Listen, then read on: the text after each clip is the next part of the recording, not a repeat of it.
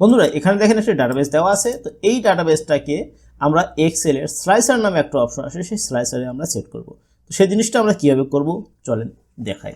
তো এটা করতে আমরা কন্ট্রোল এ দিয়ে পুরো ডাটাটাকে সিলেক্ট করব, দেন আমরা কন্ট্রোল টি দিয়ে এই ডাটাটাকে আমরা টেবিল ফরম্যাটে লক করে দেব, দেন ওকে দেব।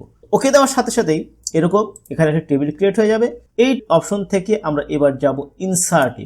ইনসার্টে আসার পরে এই যে ইনসার্টে আসার ফিল্টার যে অপশনটা আছে, এই ফিল্টার ট্যাবের ভিতর দেখবেন এখানে স্লাইসার নামে অপশন আছে, এই স্লাইসারে ক্লিক করব।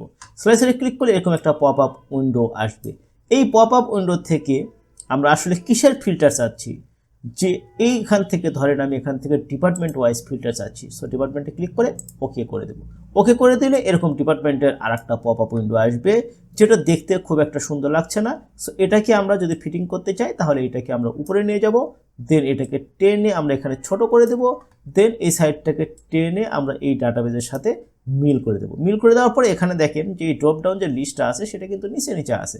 এই জিনিসটাকে করতে আমরা এই যে স্লাইসারের যে নতুন একটা ট্যাব ওপেন হবে, এই স্লাইসারের ট্যাব থেকে এখানে দেখবেন কলাম নামে একটা অপশন আছে, এই কলাম অপশন থেকে আমরা এখানে 5 করে দেব, দেন আমরা ইন্টার দেব। এখানে কিন্তু 5টা ডিপার্টমেন্টের নাম চলে আসলো। এখান থেকে যদি আমি অ্যাডমিনে ক্লিক করি তাহলে অ্যাডমিনটা ফিল্টার হচ্ছে, অডিটে ক্লিক করলে অডিটটা ফিল্টার হচ্ছে, এইচআরসি ক্লিক করলেও সেম টেকনোলজিতে ক্লিক করলে এখানে একটা ফিল্টার তৈরি হচ্ছে।